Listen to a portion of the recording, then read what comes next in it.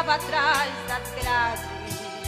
Pra isso acontecer, aceitou o meio Jesus naquela prisão escura, viu raiar a grande luz. Jesus liberta o prisioneiro do mundo e também das grades. Jesus da porta é a chave para te dar a liberdade. Jesus liberta o prisioneiro do mundo e também das grades. Jesus da porta é a chave para te dar a verdadeira liberdade.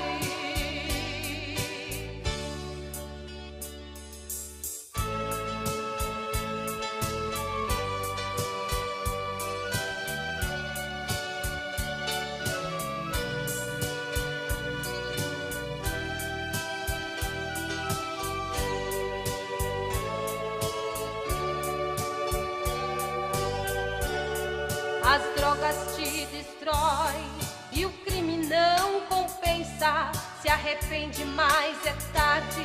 Pratica o mal com imprudência. Esse testemunho alerta pra vida cristã. Ouça agora com atenção o que conta esta irmã.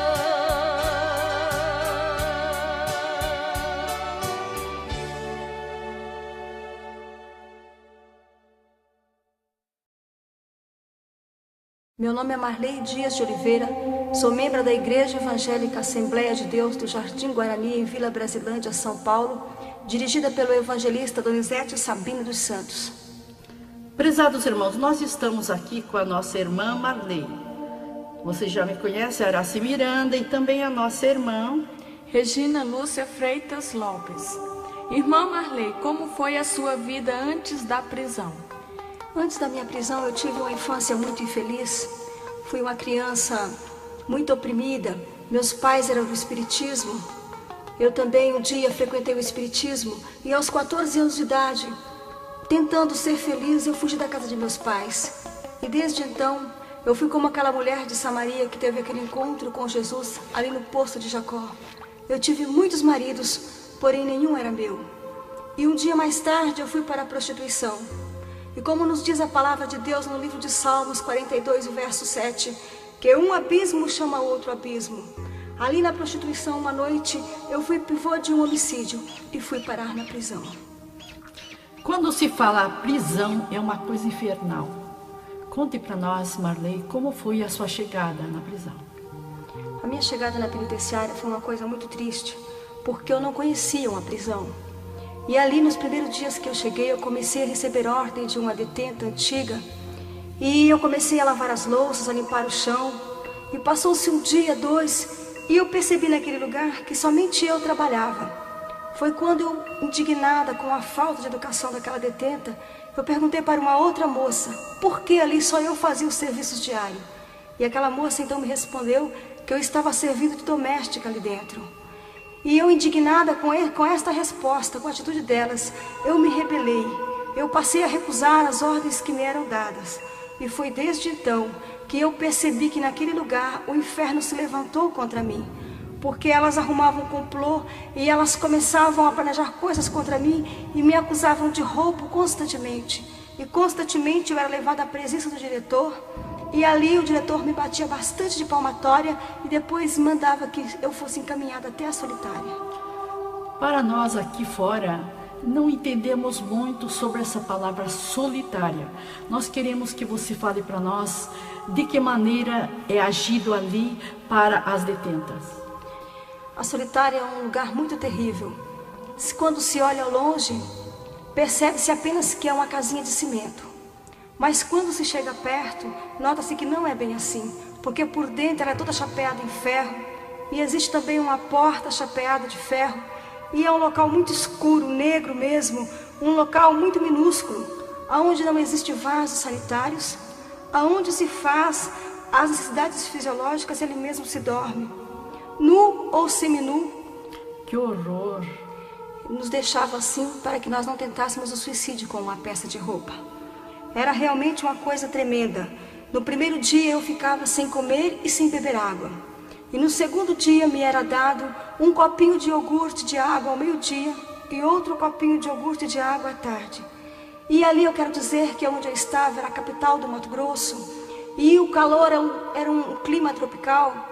E por esse motivo, quando o sol saía no céu, às 10 horas da manhã mais ou menos, ali dentro era tão quente que eu transpirava de tal maneira que os meus suores escorriam pelo chão. Quando eu era tirada da solitária, eu havia emagrecido 1 quilo por dia. Quando eu chegava em minha cela normal, que eu olhava o meu rosto no espelho, eu ficava assustada, porque eu tinha uma pele ressecada. Os meus lábios, eles estavam soltando uma casca. Na verdade, eu tinha uma expressão cadavérica. Isto que sirva de um grito de liberdade para aqueles que estão já à beira do abismo para chegar até neste ponto. Não foi somente isso que a senhora passou, né? Gostaríamos que a senhora relatasse outras coisas que aconteceu também na prisão. Bem, na prisão eu conheci as drogas. Eu conheci cocaína, haxixe, eu conheci maconha, aonde o baseado ele era enrolado na folha da Bíblia. Um momentinho. Como? Na folha da Bíblia? Os baseados eles eram enrolados na folha da Bíblia. Era o conhecido papel seda. Então quer dizer que as Bíblias que são levadas até as penitenciárias que os presos ganham, não são todas lidas? Eu quero deixar aqui um alerta para as pessoas que fazem esse trabalho que é maravilhoso. Levar Bíblias até as prisões, mas com muita sabedoria para que isso não aconteça. Nós queremos saber minuciosamente como isso acontece nas penitenciárias. Geralmente, os presos, eles que são viciados, eles pedem para as irmãs, aquelas irmãs que eles percebem que é bem humilde, e eles pedem com um jeito especial: irmã, traga a Bíblia para nós. Então a irmã fica alegre, pensa realmente que eles vão ler aquela Bíblia, que eles vão ler a palavra de Deus. Mas na verdade é feito um estoque de Bíblia e ali é destacado as folhas da Bíblia para se enrolar o baseado de maconha. É o papel preferido para se enrolar um baseado. Então, aqui seria um alerta para as irmãs. Jejuar primeiro, orar ao Senhor, porque a Bíblia é a palavra de Deus, é a nossa regra de fé. Mas quando ela é levada espiritualmente, eu posso crer em Deus Todo-Poderoso, que ao chegar esta Bíblia na mão desse pessoal, eles não vão ter o poder, nem a vontade de enrolar o baseado, mas de ler esta palavra gloriosa, não é, Marlene? É verdade, irmã. Glória a Deus. Realmente, quando as coisas são feitas pela direção de Deus, é diferente. Eu me lembro que eu estava ali na prisão e eu também fumava baseados enrolado na folha da Bíblia. Mas um dia chegou um jovem ali no pátio e aquele jovem, ele cantou um hino inspirado realmente por Deus. E quando eu ouvi aquele hino, embora eu não participasse dos cultos, eu estava lá na minha cama, mas aquela mensagem chegou ao meu coração. E o hino dizia assim, que o viciado, ele era um preso andando por aí. Enquanto ele caminhava, correntes atrás ele arrastava. E eu, quando ouvi esta mensagem daquele hino, eu fiquei preocupada, porque eu queria sair da prisão e ser livre. Eu não queria sair, continuar presa no vício. E naquela noite, eu, enquanto as pessoas ali usavam tóxicos e me ofereciam, eu recusei a minha vez. E eu fui até a grade, abracei a grade da prisão e balbuciei algumas palavras com Deus. E eu disse para Deus: Deus, me livra desse caminho. E como foi que o Evangelho chegou até você? Um dia, uma manhã, eu estava sentada em um canto do muro e, de repente, para minha surpresa, os crentes adentraram aquele lugar. Sempre eu me escondia, mas aquele dia não teve jeito e aquele irmão se aproximou de mim e ele começou a me falar de Jesus. Quando aquele homem tão educado me falava de Jesus, eu fiquei revoltada, mas eu não queria deixar transparecer que eu estava revoltada. E eu disse para ele me dar licença, eu precisava ir para dentro. E ele insistiu em falar comigo de Jesus. E em determinado momento ali, eu disse para ele, eu falei: olha, moço, olha para este muro. E ele olhou para o muro era muito alto. E eu disse: esse muro é muito alto, o senhor sabe que eu não tenho capacidade de chegar até o topo desse muro. Ele disse: realmente, sem uma escada você não tem capacidade. E então eu disse para ele: então, assim é Deus para mim, jamais eu conseguirei alcançá-lo. E aquele homem disse para mim assim: não, você pensa que não pode alcançar Deus, mas eu te afirmo, Marley, que o Deus que eu sirvo, lá do alto dos céus, Ele pode te alcançar aqui dentro. Então naquela hora eu disse para aquele homem: não para mim, porque eu sou um caso perdido para Deus. Não para mim, porque é impossível. E ele olhou bem para mim e disse: não, Marley, não para o meu Deus, porque o Deus que eu sirvo é o Deus do impossível, e para o Deus que eu sirvo não há casos perdidos. E ali naquela hora aquele homem disse para mim, eu me pedi licença para me retirar, e ele disse para mim: pode ir, porém eu quero te dizer uma coisa, eu vou orar por você, para o Senhor realizar uma grande obra na tua vida. E realmente, eu creio realmente que aquele homem orou naquele mesmo culto, porque diz a palavra de Deus que a oração de um justo pode muito em seus efeitos. Porque ao final daquele culto, uma menina loura, ela adentrou a cela ali onde eu morava, e ela perguntava pelo meu nome. Quando eu percebi que uma criança crente procurava pelo meu nome, eu me voltei para aquela menina e fechei o meu semblante e perguntei àquela menina: o que você quer comigo? E aquela menina disse para mim: eu quero te entregar o folheto. E eu disse com o semblante bem fechado: sim, pode me dar este folheto. E quando eu estiquei a minha mão, eu quero chamar a atenção dos irmãos para que vocês possam meditar o que aconteceu naquele momento. O nosso Deus é sábio. Uma menina de 5 anos, aquela menina esticou a mão para mim. Quando eu fui tomar o folheto, ela puxou a mão de volta. E ela disse para mim: eu vou te entregar este folheto, mas tem uma coisa. Primeiro eu quero que você prometa que você vai ler este folheto. E quando eu olhei para aquela menina, algo ali me chocou. Aquela menina tinha um par de olhos azuis, idêntico aos olhos do meu filho. E o meu filho estava longe devido à minha prisão, e todas as noites eu chorava a sua ausência. E eu sempre tinha dito para o meu filho que ninguém tinha olhos tão lindos quanto os olhos do meu filho, que toda a beleza do céu estava naquele par de olhos azuis. E de repente eu vi aquela menina com aquele mesmo olhar, e eu fui obrigada, eu senti impulsionada pelo Espírito Santo de Deus a parar. E quando aquela menina me perguntava: você promete que vai ler este folheto? Eu dizia para ela: sim, eu prometo. E ela insistia comigo: mas é palavra de honra, você promete mesmo? Aquela criança não tinha sabedoria para agir dessa maneira. E eu disse para ela: sim, é palavra de honra, eu prometo que vou ler este folheto. E assim ela entregou o folheto e saiu correndo. De repente aquela criança voltou. Eu creio que ela se lembrou que alguém havia dito para ela me dizer que Jesus me amava. E ela voltou-se para mim e disse: Marley. E quando eu olhei para ela, ela me deu um sorriso tão lindo e disse para mim: Marley, Jesus te ama. Quando eu ouvi esta palavra, eu comecei a chorar.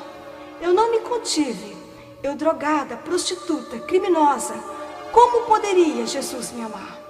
Aquela criança saiu correndo e eu guardei aquele folheto embaixo do meu travesseiro.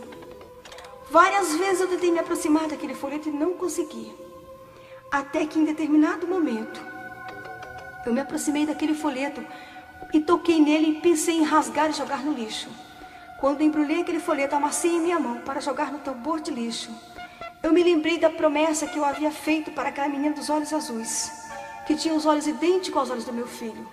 Eu nunca havia mentido para ele. Eu não poderia mentir para aquela menina. Mas já era o Espírito de Deus trabalhando na minha vida. E ali, à beira do tambor do lixo, eu abri aquele folheto e fui ler. E as palavras que eu fui lendo, eu não entendia nada. Em dado momento eu pensei comigo mesmo: como podem os crentes entender uma coisa dessa? Esse povo é um louco, só pode ser coisa de crente mesmo. Capítulos e versículos ali, as letras e os números misturados, e eu não entendia. Mas mesmo assim, por causa da promessa que eu havia feito para aquela menina dos olhos azuis, eu continuei lendo aquele folheto, olhando aquele folheto, até que no finalzinho daquele folheto, foi como se de repente alguém chegasse para mim e colocasse em mim um óculos muito forte, e toda a minha miopia espiritual caísse por terra.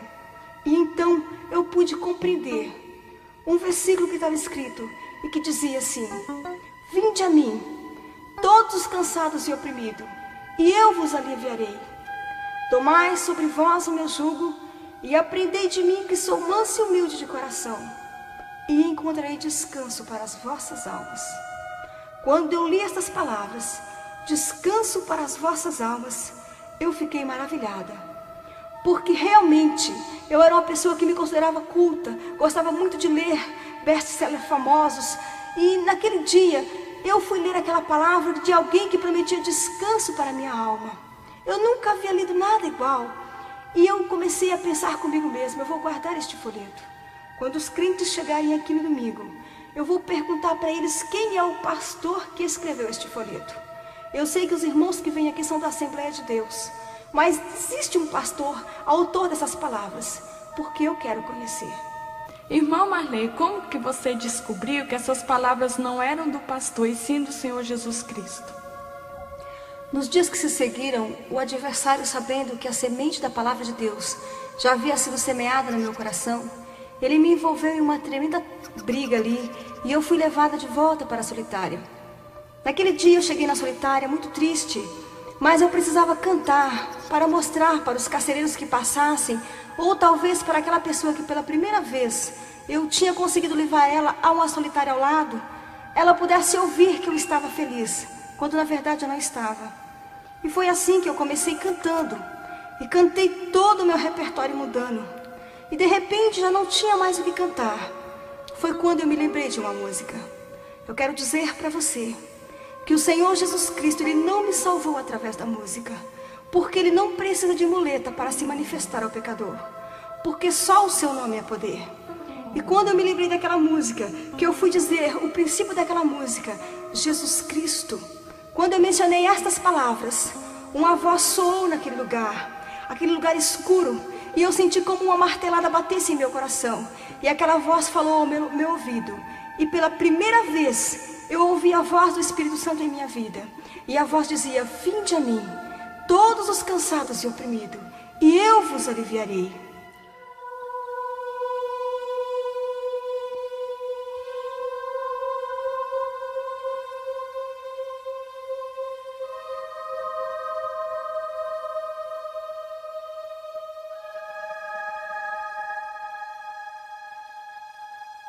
Após eu ter ouvido a voz do Espírito Santo dizer a mim: vinde a mim todos os que estão cansados e oprimidos, e eu vos aliviarei, eu caí de joelhos chorando. Como disse, eu estava seminua, e com as minhas mãos eu tapava os meus seios. E eu comecei ali a fazer a minha primeira oração a Deus. E eu dizia para Deus: Deus, agora eu sei que essas palavras são de Jesus Cristo, teu Filho. E se tu tens um plano para a minha vida, se tu tens um chamado em minha vida para me dar uma vida diferente da que tenho levado até então, eu te peço um sinal. Me tira dessa solitária. Não permita de forma alguma que eu passe a noite aqui. E ali eu falei bastante com Deus. E algo muito estranho aconteceu.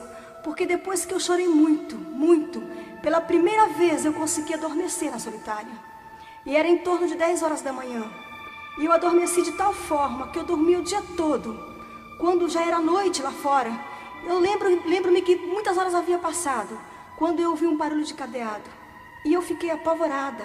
Eu estava ali seminua e eu comecei a perguntar: quem é que está entrando? Porque as presas, elas me torturavam psicologicamente. Elas me diziam coisas tremendas que aconteciam na solitária. E depois eu descobri que aquilo era mentira. Era só para me assombrar. E ali quando eu perguntava para o carcereiro quem é, ele jogou ali para mim a minha roupa e disse para mim: Marley, não te preocupes, sou eu, vista a tua roupa e saia para fora. E ali, irmãos, quando eu saí para fora, enquanto eu fazia a minha oração, eu pedia que o Senhor me tirasse da solitária. E quando eu saí para fora, eu não conseguia nem mesmo olhar para as luzes que estavam acesas da prisão, porque elas ofuscavam o meu olho. E eu perguntei para o carcereiro: que dia é hoje? Que horas são? E ele disse: hoje é o mesmo dia que você entrou na solitária. Quando ele disse assim, eu me lembrei do sinal que eu havia pedido para Deus. E naquela hora eu comecei a falar: graças a Deus, graças a Deus. E ele me perguntou: por que graças a Deus? Por que você está tão alegre? Só porque você está saindo dessa sujeira, desse escuro? E eu falava assim para ele que era por isso mesmo. Mas só eu sabia o propósito que eu tinha feito com Deus ali na solitária. Que se Ele tinha um plano para a minha vida, Ele me tirasse dali aquela noite. E eu perguntei para ele: por que você está me tirando? E ele disse para mim algo que me surpreendeu mais ainda. Ele disse: há pouco, o diretor lá da sua mansão, ele ligou para nós e disse que nós fôssemos até a solitária número tal, retirasse a Marley da solitária e mandasse ela dormir em sua cela normal. E é isso que nós estamos fazendo. Vamos para a tua cela. E ali, enquanto eu caminhava por aqueles corredores brancos da penitenciária, eu comecei a ver as luzes acesas daquele corredor. E eu comecei a me lembrar do céu. E comecei a imaginar como no céu deveria ser glorioso, muito diferente daquele lugar tremendo e escuro onde eu estava. E verdadeiramente no meu coração eu tinha um desejo de agora ser uma pessoa diferente, porque eu tive um encontro com Deus na solitária. E foi assim que, chegando na minha cela normal, as presas estavam até surpresas por eu haver chegado. Elas me perguntavam o que tinha acontecido. E eu respondi apenas para elas que eu estava fora da solitária e que no domingo eu ia ser uma crente para ter uma vida diferente. E naquele momento, quando eu falei essas palavras, ali o diabo começou a se manifestar através daquelas presas. E alguma delas dizia: vai ser muito interessante você com esses cabelos loiros e pregando por aí dizendo que é uma crente. A outra dizia assim: mais interessante ainda vai ser quando ela carregar um 38 dentro da Bíblia. E eu comecei a me preocupar, porque ali havia até maneiras delas me impedirem de eu participar do culto e aceitar Jesus. Mas de repente, ali no meio delas, se levantou uma mulher. E aquela mulher era muito respeitada ali dentro. E aquela mulher, quando se levantou, ela se levantou em meu favor. E ela dizia assim para elas: o que é que tem ser uma crente? Qual é o motivo desse deboche? O que é que tem ser uma crente? Por que ela não pode ser crente? Aí de repente elas se calaram e aquela mulher dizia: porque um dia eu também fui crente, viu? Hoje eu estou aqui, viciada, mas um dia também eu fui crente. E aquela mulher dizia assim: um dia eu fui crente das Assembleias de Deus lá em São Paulo. Era uma jovem, participava dos cultos e até ganhei a minha mãe para Jesus. Mas eu não vigiei, dei lugar para o diabo. E um dia me desviei dos caminhos do Senhor. Tornei-me viciada e traficante. Por isso hoje eu estou aqui. Mas um conselho eu te dou, Marley. E me dizia aquela mulher na gíria: se você quer ser uma crente, é uma boa para a tua vida. É muito melhor do que a vida que você tem levado. E foi assim, com este pensamento, que eu me fortaleci em me tornar realmente uma crente. Aquelas presas que estavam ali debochando de mim, alguma foi deitar, outra procurou outra coisa para fazer. E assim eu fiquei sozinha. E eu me lembrei que eu precisava agradecer a Deus por Ele ter me tirado da solitária. Foi quando eu me lembrei que eu também tinha uma Bíblia. Ela estava ali debaixo do meu colchão, naquela cama de cimento, a das Bíblias que os irmãos levavam. E eu peguei aquele Novo Testamento de bolso e fui para a minha cama, puxei a minha cortina e resolvi falar com Deus, agradecer ao Senhor pelo que Ele tinha feito em ter me tirado da solitária. E foi naquela hora que eu comecei a falar com Deus. Na verdade, eu não sabia o que falar. E eu me lembrei que os crentes diziam que a palavra de Deus, ela é um livro por excelência. Existem sobre a vida de todas as pessoas, sobre todos os problemas, que fechada ela é um livro, mas aberta ela é a boca de Deus. E eu com aquele livro na mão, eu me lembrei que os crentes pregavam sobre o Deus de Abraão, de Isaac e de Jacó, que esse Deus era vivo e que Ele respondia. Foi quando fechei meu pulso e bati na parede. E não sabendo o que dizer para Deus, eu disse: Senhor, se verdadeiramente Tu existes, e se Teu Filho Jesus Cristo ressuscitou, porque até então eu não sabia que Ele havia ressuscitado, e se Tu tens realmente um chamado para a minha vida, eu quero Te pedir um sinal agora.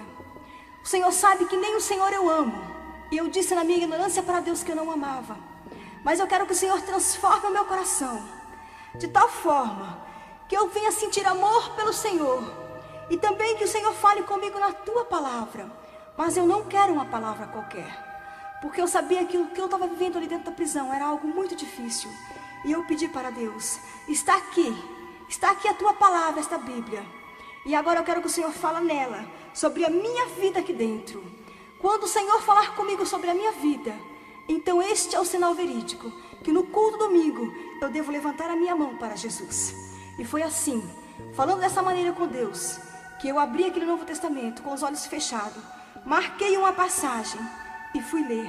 Era o sinal que eu pedia para Deus. E o sinal o Senhor me deu de uma maneira muito clara, no Salmo 69, no verso 1 a seguir, que dizia: livra-me, ó Deus, pois as águas entraram até minha alma. Atolei-me em profundo lamaçal, onde não se pode estar em pé. Aqueles que me aborrecem sem causa são mais do que os cabelos da minha cabeça. Tenho me tornado como um estranho para com os meus irmãos e um desconhecido para com os filhos de minha mãe. A seguir dizia: aqueles que se assentam à porta falam contra mim. Sou a canção dos bebedores de bebida forte. Eu, porém, faço a minha oração a ti, Senhor, no tempo aceitável. Aproxima-te da minha alma e resgata. Livra-me por causa dos meus inimigos. Eu, porém, estou aflito e triste. Ponha-me a tua salvação, ó Deus, no alto retiro.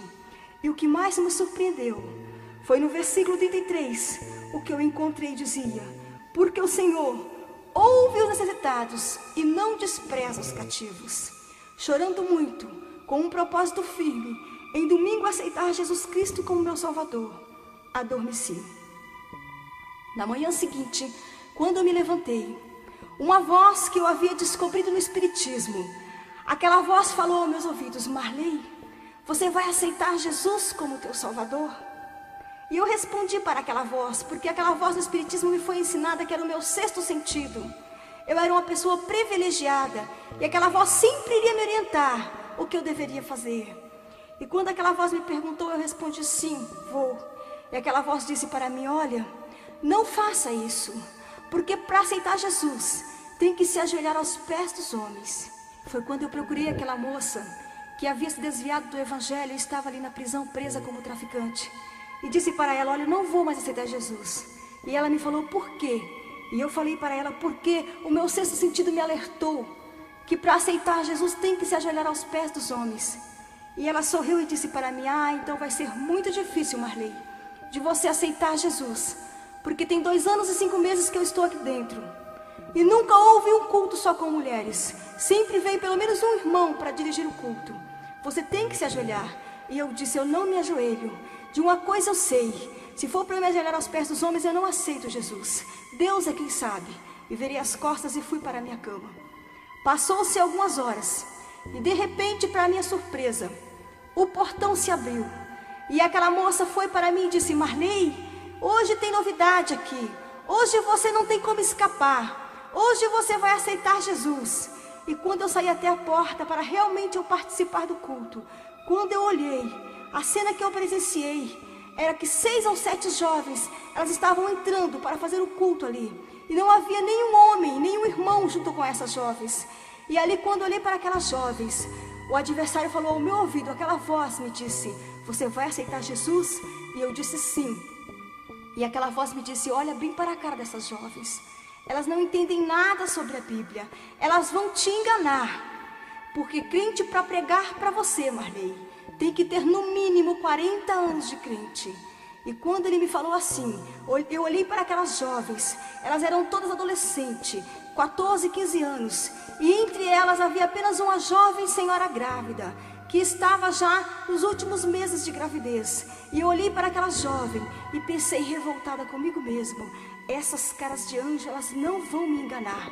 Virei as costas e fui para a minha cama e me deitei.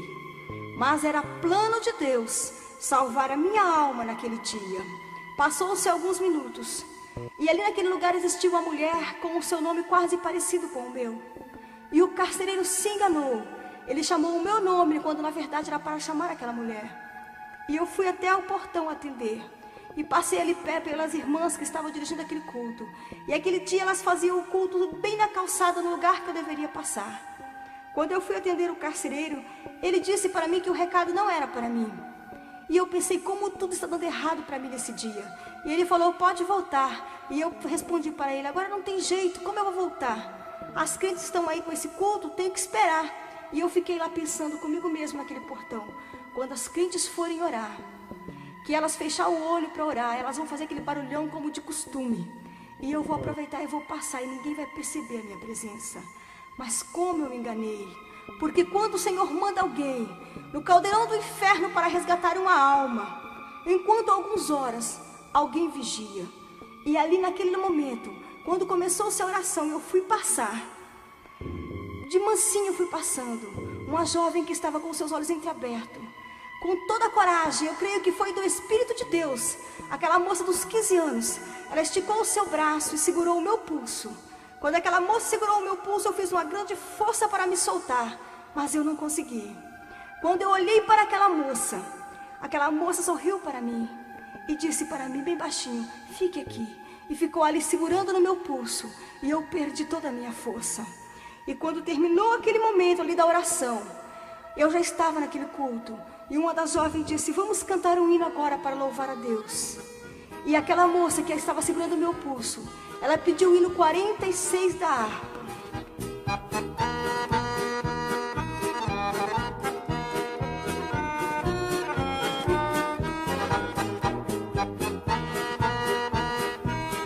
Ainda estava ouvindo aquele hino, quando ele me transportou para um lugar muito distante em lembranças. Me lembrei da minha infância, aos meus 10 anos de idade, quando eu frequentei uma igreja evangélica, em frente à minha casa. E naquela igreja se cantava esse hino e eu sabia ele todinho. Mas eu fui impedida de permanecer na igreja, porque os meus pais eram do espiritismo. E eu comecei a me lembrar de como eu desejava aquele tempo a ser uma crente. E eis ali agora a minha oportunidade. Mas naquele momento, aquela voz, ela se manifestou novamente e disse para mim: Marley, não aceite Jesus. Quando te perguntarem, você diga: Jesus não. Mesmo assim, eu continuei naquele culto com aquelas jovens. E ali uma jovem começou a pregar, uma pregação muito maravilhosa que falava sobre a crucificação de Jesus. E então me foi formulado o apelo se eu aceitaria Jesus como meu Salvador. Quando aquela moça perguntou para mim, então eu respondi que não. E ela passou a oportunidade para uma outra jovem, para que fosse encerrado aquele culto. Mas aquela outra jovem, quando ela tomou a palavra, ela disse: eu não vou encerrar o culto agora, porque o Espírito Santo está mandando que eu fale. E quando aquela moça ali começou a falar, eu comecei a pensar: eu não posso aceitar Jesus. Eu preciso sair daqui, tenho 2 bons advogados, muito breve eu vou sair da prisão. E vou pegar o meu filho, vou vender o meu carro e vou para bem longe, vou para Manaus. E lá vou comprar um apartamento e vou recomeçar na prostituição. E quando pensava assim, aquela moça olhou para mim e disse: jovem, o Espírito Santo de Deus que está aqui nesse lugar, ele me revela que você quer ir para bem longe. Quem sabe você está querendo fugir da presença de Deus. Mas está escrito aqui na palavra de Deus, no Salmo 139, no verso 7. O salmista Davi escreveu: Senhor, para onde me irei do teu Espírito? Para onde eu fugirei da tua face? Uma coisa eu quero te dizer, jovem: aonde você estiver, os olhos de Deus estarão te contemplando, porque você não consegue fugir da presença de Deus. E ali ela me fez o apelo novamente, e eu disse para ela não, que não queria aceitar Jesus. Porém alguma coisa começou a mudar dentro de mim. Eu comecei a pensar: como essa jovem, ela sabe o que eu penso, alguma coisa avisa ela. E eu comecei assim a pensar desta maneira. E ali foi dada a oportunidade para uma outra jovem. E ela disse: já que você não quer aceitar Jesus, eu vou passar a oportunidade para uma outra jovem. E essa jovem, ela vai encerrar o culto agora com uma oração. Mas aquele era um culto diferente. Aquele era um dia que haveria festas nos céus, porque eu me renderia ao Senhor naquele culto.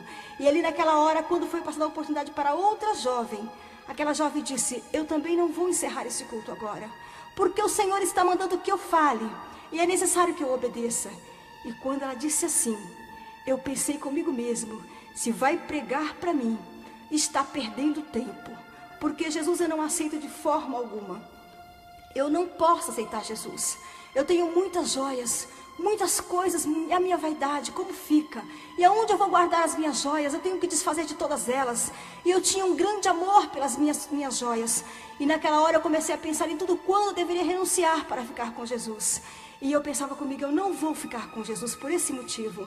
Quando aquela moça ali abriu a Bíblia, e ela começou a explanar aquela passagem de Lucas 12, daquele homem que havia conseguido muitos bens, havia construído novos celeiros e havia armazenado os seus bens, e dizia para sua alma: alma, tem em depósito muitos bens, preparado para muitos anos, come, bebe, folga.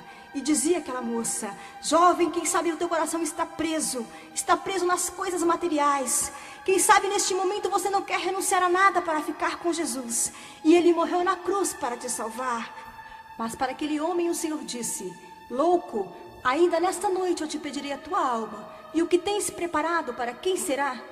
Mas para você, jovem, para você o Senhor te dá mais esta oportunidade. Você quer aceitar Jesus agora como teu Salvador? Queridos irmãos, não percam no segundo volume um grande evento que Deus usou uma jovem senhora grávida para que a Marley pudesse aceitar Jesus Cristo como Salvador.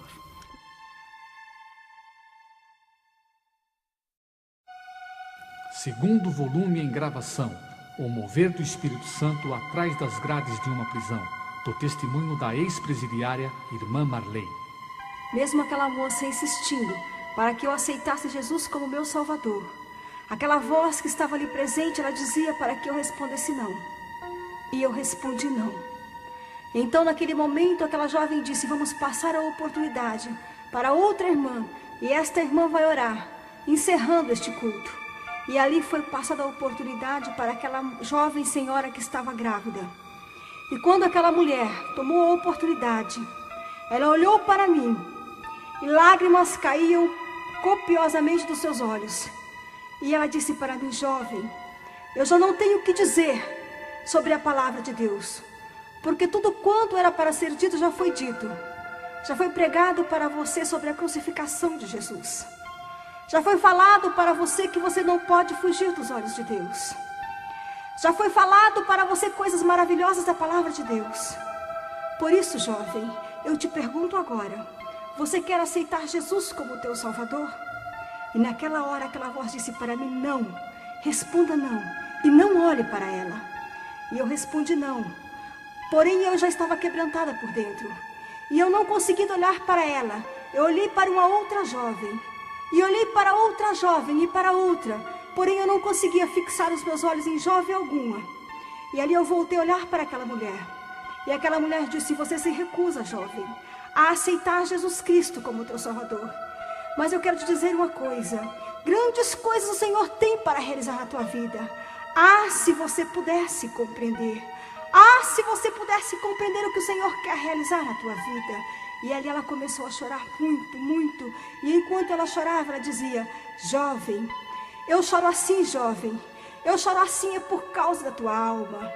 Jovem, jovem, eu choro assim é por causa da tua alma. Você quer aceitar Jesus, jovem?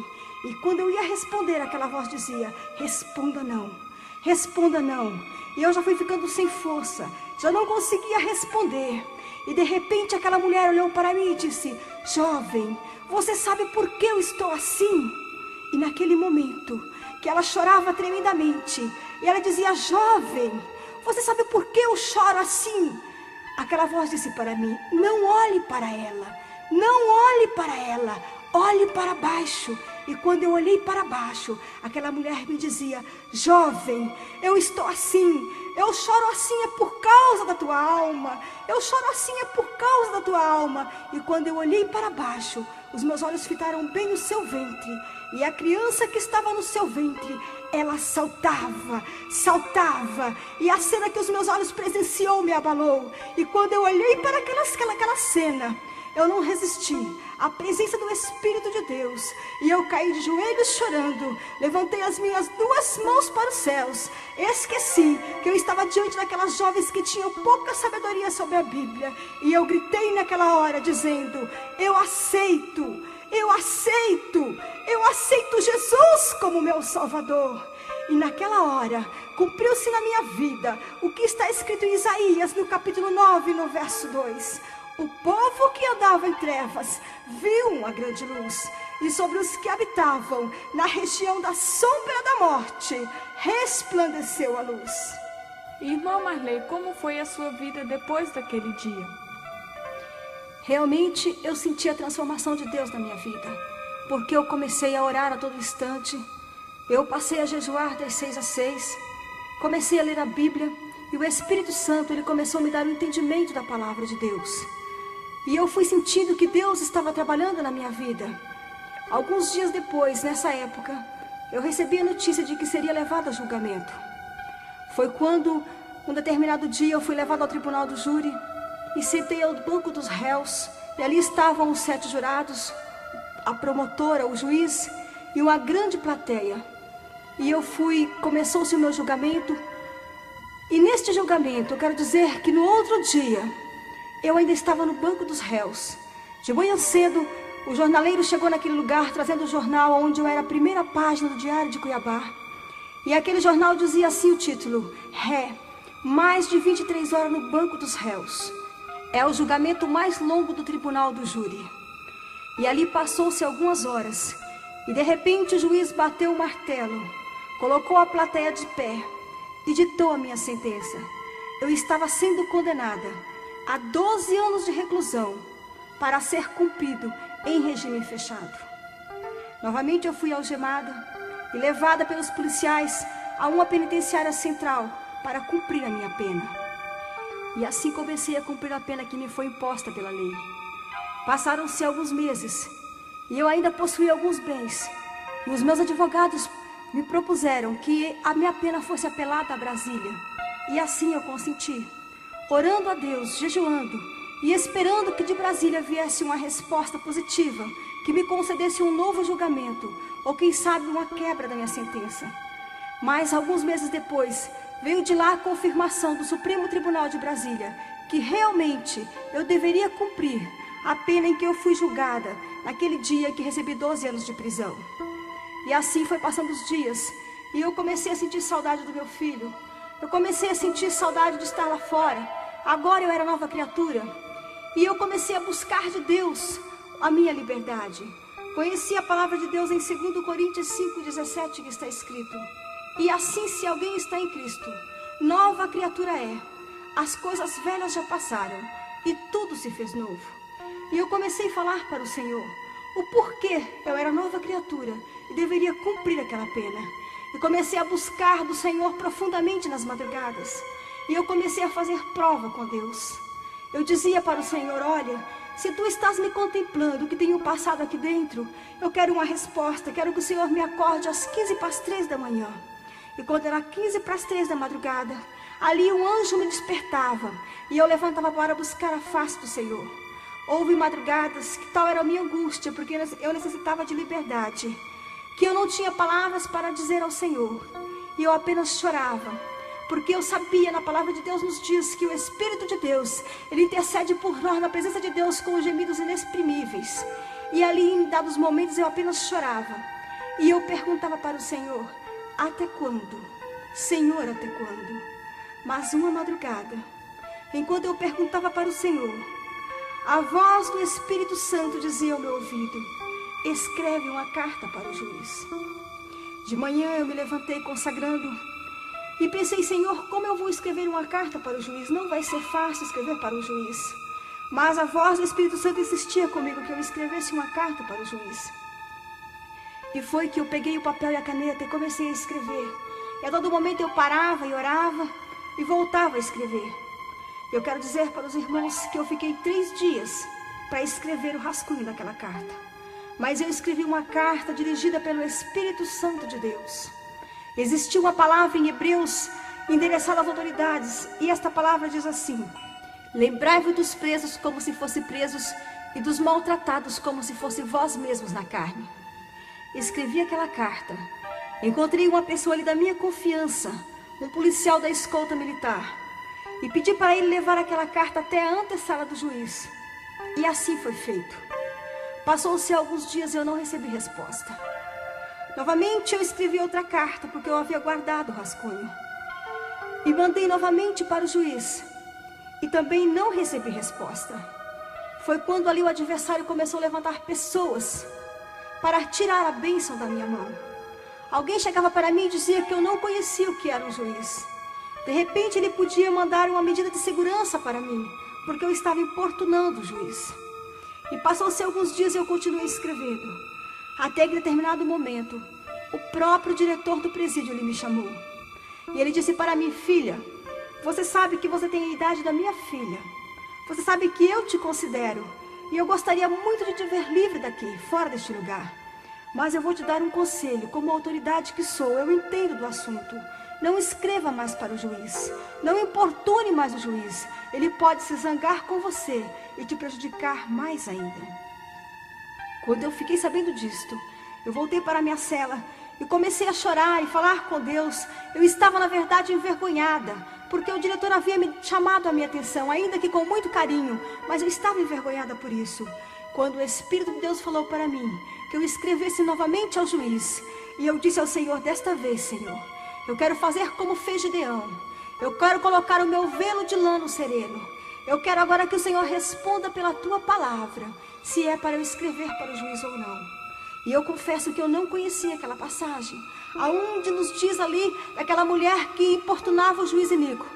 E ali eu abri a Bíblia e coloquei a minha mão sobre a Bíblia, e quando abri meus olhos, a mensagem era essa: que eu importunasse o juiz. E foi assim que eu tomei coragem e novamente eu escrevi para o juiz. Passou-se alguns meses. Eu não sei ao certo quantas cartas escrevi, se foi 5, 6, eu não sei ao certo. Mas passou-se alguns meses e de repente, era a semana do Natal, e chegou um ofício na prisão, que o juiz queria falar comigo no outro dia, às 2 horas da tarde. Eu fiquei muito apreensiva, comecei a orar e a pedir para o Senhor alguma palavra, uma resposta da parte de Deus.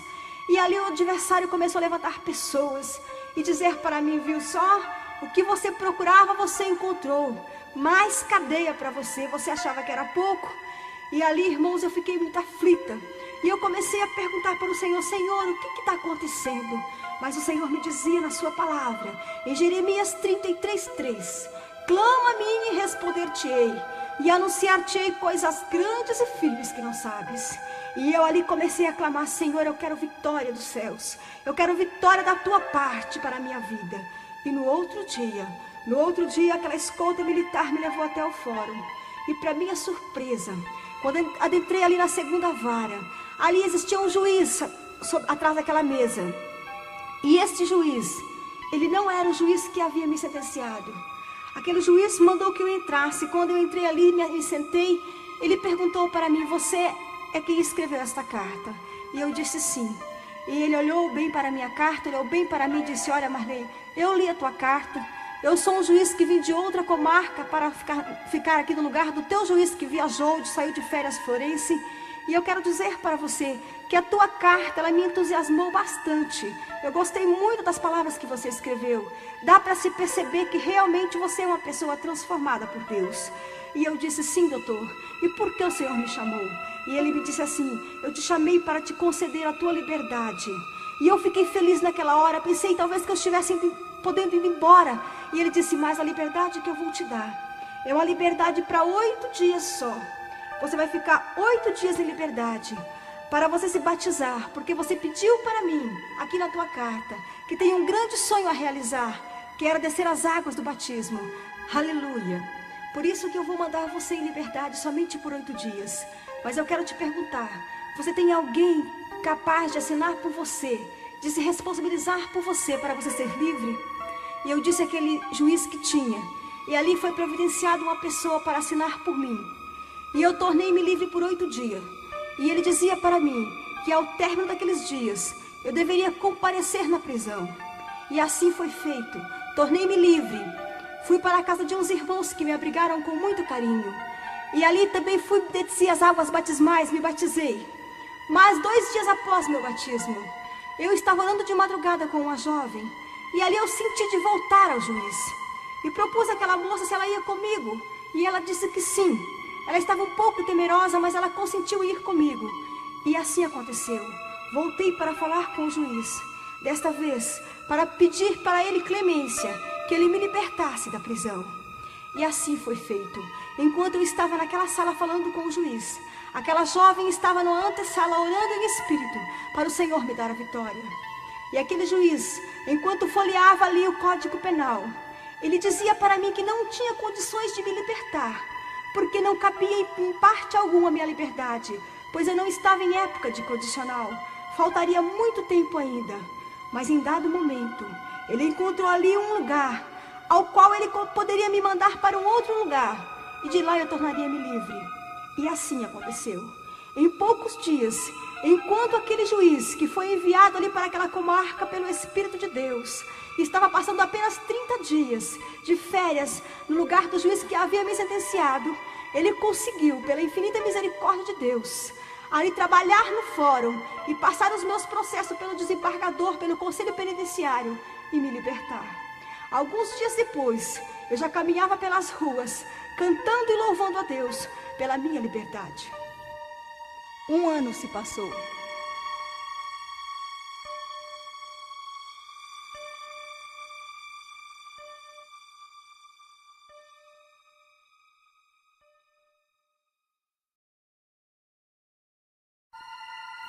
Depois de uma noite de oração, na manhã seguinte, o diretor mandou me chamar. E eu pensando que talvez fosse para fazer a nova ficha carcerária. Mas ele tinha uma surpresa maravilhosa para mim. Ele disse para mim: minha filha, eu conheço a tua vida lá fora, tenho acompanhado as notícias da tua vida. Sei que você tem um lar, tem uma esposa, está feliz, está crente.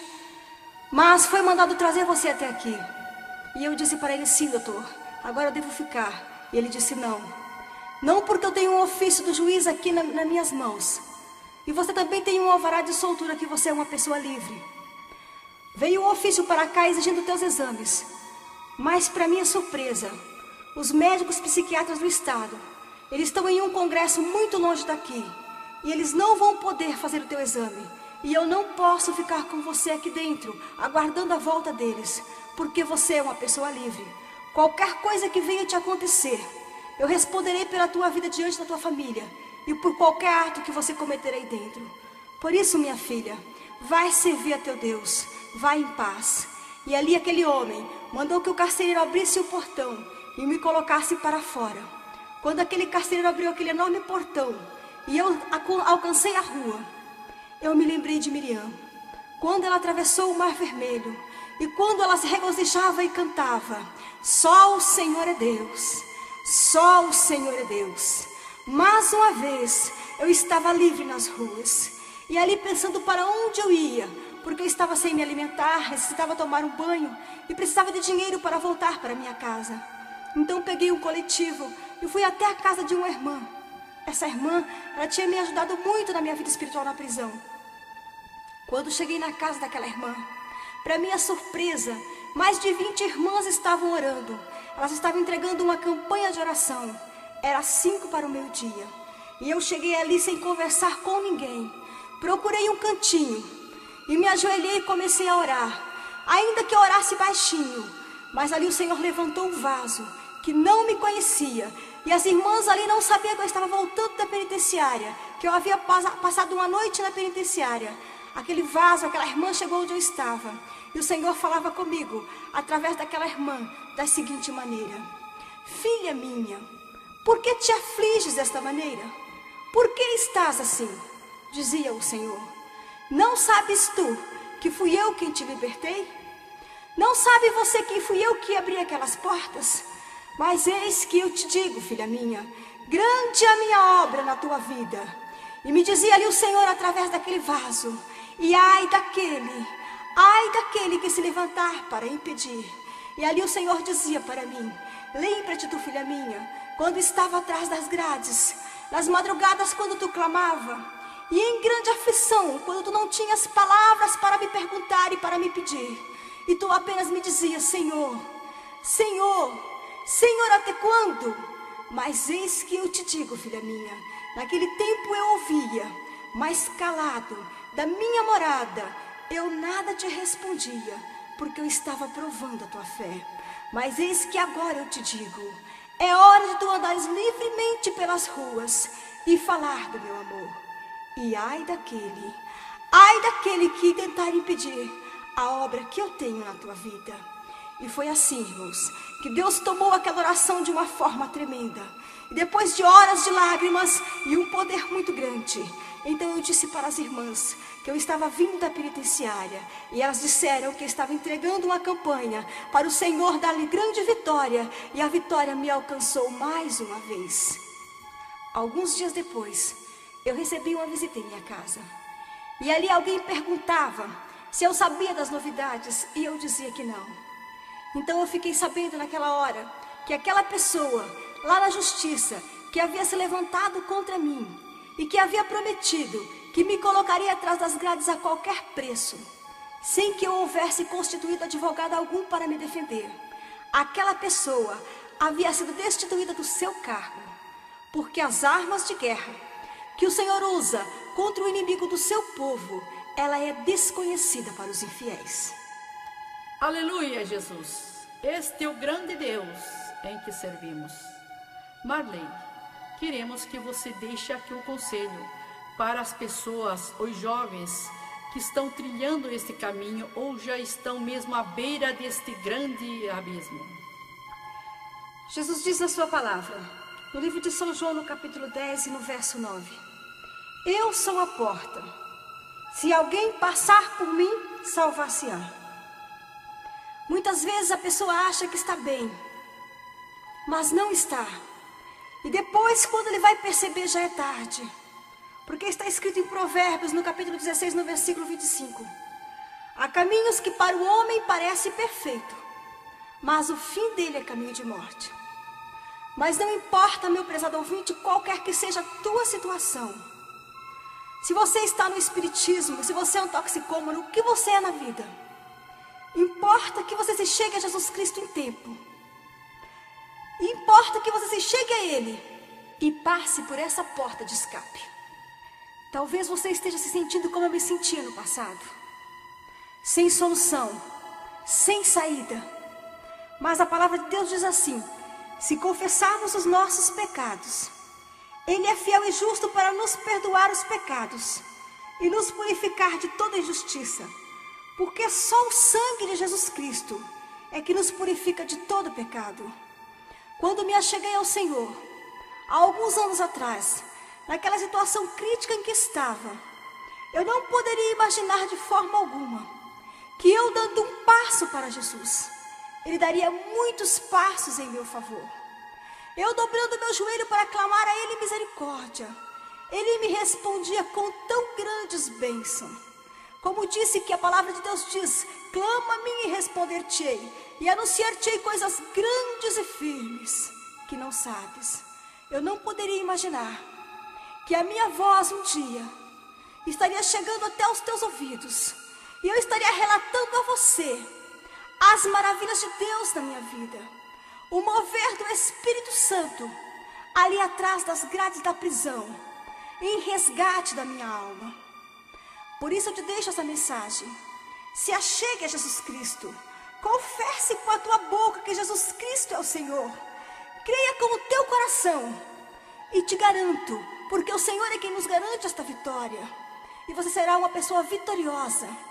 Talvez você esteja atrás das grades, você esteja passando por momentos muito difíceis, talvez até mais difíceis do que eu passei, mas está escrito na palavra de Deus, no livro de Romanos, no capítulo 10 e no verso 4: porque o fim da lei é Cristo, para a justiça de todo aquele que crê. É o fim da lei, Jesus Cristo. Ele abre portas aonde não tem portas. Ele estava com o Pai na hora da criação do mundo, e do nada Ele fez todas as coisas. Assim como Ele fez na minha vida, Ele pode fazer na tua vida também. Eu quero dizer que essa jovem que vai cantar esse hino no final desse testemunho, ela era a jovem que me visitava na prisão, com aquele grupo de jovens a qual eu já relatei em meu testemunho. E quando essa jovem cantava, jamais eu poderia imaginar que as coisas grandes que o Senhor me prometia, entre elas estaria esta mesma jovem em um outro estado, no meu caminho, andando comigo, viajando comigo, fazendo a obra de Deus e cantando para mim ouvir, para a igreja ouvir o meu cântico de vitória, o mesmo hino que ela cantava para mim lá atrás das grades da prisão, quando eu estava condenada a 12 anos de reclusão para ser cumprido em regime fechado. Este é o Deus que eu aceitei, o Deus de coisas grandes e firmes que eu não sabia. Este é o Deus que eu te apresento, este é o Jesus que eu te apresento, aquele que quando você está em dificuldades, Ele te leva no colo, Ele passa você por cima de uma muralha, e você sai do outro lado cantando e glorificando, que verdadeiramente este é o Deus que nós servimos. E com vocês, a irmã Edna Maria Machado, a irmã que me visitava atrás das grades da prisão, a minha fiel companheira, que hoje canta louva a Deus por onde passamos, com o mesmo hino que é o meu cântico de vitória.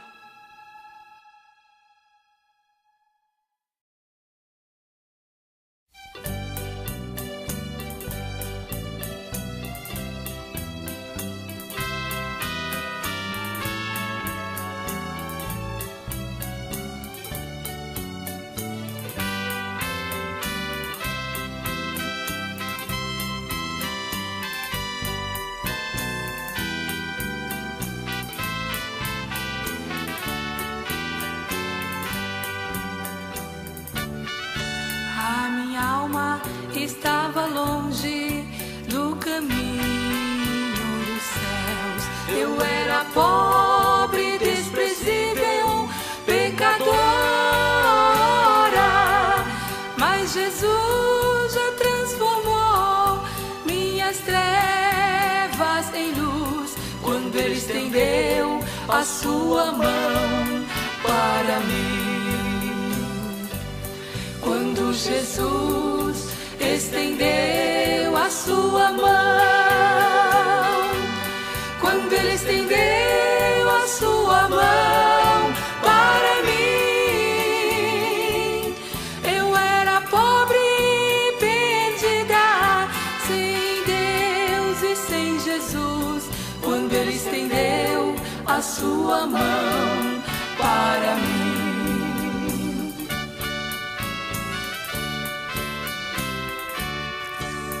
Agora me regozijo desde que aceitei, e na tempestade eu posso sossegar,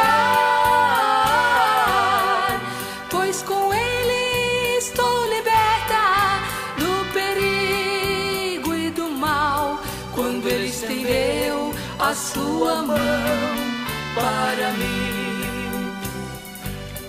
Quando Jesus estendeu a sua mão, quando Ele estendeu a sua mão para mim, eu era pobre e perdida, sem Deus e sem Jesus, quando Ele estendeu a sua mão para mim. Quando Ele estendeu a sua mão para mim.